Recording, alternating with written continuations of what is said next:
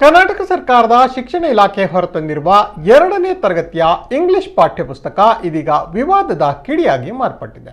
ರವೀಂದ್ರನಾಥ್ ಠಾಗೋರ್ ಬರೆದಿರುವ ಕವಿತೆಯೊಂದನ್ನು ಈ ಪುಸ್ತಕದಲ್ಲಿ ಸೇರಿಸಿಕೊಂಡಿದ್ದು, ಈ ಕವಿತೆಯಲ್ಲಿರುವ ಅಂಶಗಳು ಹಿಂದೂ ಪರ ಸಂಘಟನೆಗಳ ಆಕ್ರೋಶಕ್ಕೆ ಕಾರಣವಾಗಿದೆ. ಗೋ ನಾಟ್ ಟು ಟೆಂಪಲ್ ಎನ್ನುವ ಶೀರ್ಷಿಕೆಯಡಿ ಇರುವ ಈ ಕವಿತೆಯಲ್ಲಿ ಎಳೆಯ ಮನಸ್ಸುಗಳಲ್ಲಿ ಹಿಂದೂ ಧರ್ಮ ಹಾಗೂ ಅದರ ಆಚರಣೆಗಳ ಬಗ್ಗೆ ಅವಹೇಳನಕಾರಿಯಾಗಿ ಬಿಂಬಿಸಲಾಗಿದೆ ಎಂದು ಸಂಘಟನೆಗಳು ಆರೋಪಿಸಿವೆ. ಈ ಕವಿತೆಯಲ್ಲಿ ದೇವಸ್ಥಾನಕ್ಕೆ ಹೋಗೋದು ಬೇಡ, ದೇವರಿಗೆ ಹೂ ಅರ್ಪಿಸೋದು ಬೇಡ, ದೇವರ ಮುಂದೆ ಮಂಡಿಯೂರಿ ಪ್ರಾರ್ಥಿಸುವುದು ಬೇಡ, ಇವುಗಳ ಬದಲು ಅಗತ್ಯ ಇರುವವರಿಗೆ ನೆರವಾಗೋಣ ಮೊದಲಾದ ವಿಚಾರಗಳನ್ನು ಹೇಳಲಾಗಿದೆ.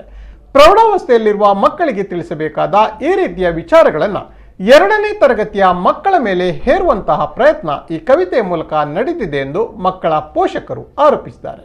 ಕೇವಲ ಹಿಂದೂ ಧರ್ಮಕ್ಕೆ ಸಂಬಂಧಿಸಿದ ದೇವಸ್ಥಾನಗಳ ಬಗ್ಗೆ ಮಾತ್ರ ಈ ಕವಿತೆಯಲ್ಲಿ ಉಲ್ಲೇಖಿಸಿದ್ದು, ಒಂದು ವೇಳೆ ಜಾತ್ಯತೀತತೆಯನ್ನು ಮಕ್ಕಳಿಗೆ ಬೋಧಿಸುವ ಉದ್ದೇಶವಿದ್ದಲ್ಲಿ ದೇವಸ್ಥಾನಗಳ ಜೊತೆ ಮಸೀದಿ ಹಾಗೂ ಚರ್ಚ್ಗಳನ್ನು ಸೇರಿಸಿ ಕವಿತೆಯಲ್ಲಿ ಮಾರ್ಪಾಡು ಮಾಡಿ ಎನ್ನುವ ಒತ್ತಾಯವನ್ನು ಹಿಂದೂ ಸಂಘಟನೆಗಳು ಮಾಡಿವೆ.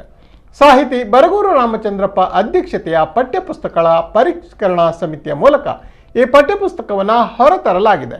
ಈ ಪುಸ್ತಕವನ್ನು ಹೊರತಂದು ಹಲವು ದಿನಗಳು ಕಳೆದಿದ್ದು, ಇದೀಗ ಪುಸ್ತಕದ ನಿರ್ದಿಷ್ಟ ಪೇಜ್ ಸಾಮಾಜಿಕ ಜಾಲತಾಣಗಳಲ್ಲೂ ವೈರಲ್ ಆಗಲಾರಂಭಿಸಿದೆ. ಈ ಬಗ್ಗೆ ಎಚ್ಚೆತ್ತುಕೊಂಡಿರುವ ಹಿಂದೂ ಸಂಘಟನೆಗಳು, ಅದರಲ್ಲೂ ಬಜರಂಗ ದಳ, ಈ ವಿಷಯವನ್ನು ಅತ್ಯಂತ ಗಂಭೀರವಾಗಿ ತೆಗೆದುಕೊಂಡದ್ದು. ಸರ್ಕಾರ ಹಾಗೂ ಶಿಕ್ಷಣ ಇಲಾಖೆ ತಕ್ಷಣವೇ ಈ ಕವಿತೆಯನ್ನು ಪುಸ್ತಕದಿಂದ ತೆಗೆದುಹಾಕಬೇಕೆಂದು ಆಗ್ರಹಿಸಿದೆ.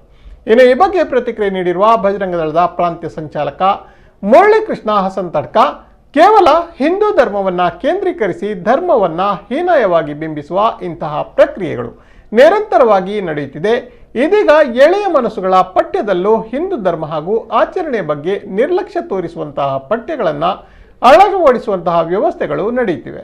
ರಾಜ್ಯ ಸರ್ಕಾರ ಈ ಬಗ್ಗೆ ಸೂಕ್ತ ಗಮನ ಹರಿಸಬೇಕು. ಶಿಕ್ಷಣ ಸಚಿವರು ವಿವಾದಿತ ಕವಿತೆಯನ್ನು ತಕ್ಷಣವೇ ಪಠ್ಯದಿಂದ ತೆಗೆಯುವ ಕೆಲಸ ಮಾಡಬೇಕು ಎಂದು, ಇಲ್ಲದಿದ್ದರೆ ರಾಜ್ಯಾದ್ಯಂತ ಈ ವಿಚಾರವಾಗಿ ಹೋರಾಟವನ್ನು ನಡೆಸಲಾಗುವುದು ಎಂದು ಎಚ್ಚರಿಸಿದ್ದಾರೆ. ನನ್ನ ಸ್ವಾತಂತ್ರ್ಯ ಹೋರಾಟಗಾರರಾಗಿರ್ತಕ್ಕಂಥ ರವೀಂದ್ರನಾಥ್ ಠಾಗೋರ್ ಅವರ ಪದ್ಯ ಅಂತ ಹೇಳಿಕೊಂಡು ಆ ಒಂದು ಪೋಯಮಲ್ಲಿ, ಆ ಪದ್ಯದಲ್ಲಿ ದೇವಸ್ಥಾನಗಳಿಗೆ ಹೋಗಬಾರದು ಅಂತ ಹೇಳುವಂಥ ಒಂದು ಪೇಜಿನಲ್ಲಿ ಒಂದು ಹಾಳೆಯಲ್ಲಿ ಬರೆದಿದ್ದಾರೆ.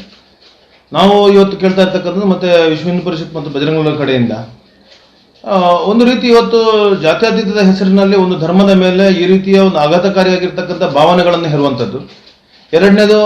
ಎರಡನೇ ಕ್ಲಾಸಿನ ಪುಟ್ಟ ಮಕ್ಕಳ ಮೇಲೆ ಈ ರೀತಿಯ ಒಂದು ಭಾವನೆಗಳನ್ನು ಹೇರಿ ಅವರ ಮನಸ್ಸುಗಳನ್ನು ಛಿದ್ರಗೊಳಿಸುವಂಥದ್ದನ್ನು ನಮ್ಮ ಸಂಘಟನೆ ಇವತ್ತು ಅತ್ಯುಗ್ರ ಶಬ್ದಗಳಲ್ಲಿ ಖಂಡಿಸ್ತಾ ಇದ್ದೇವೆ.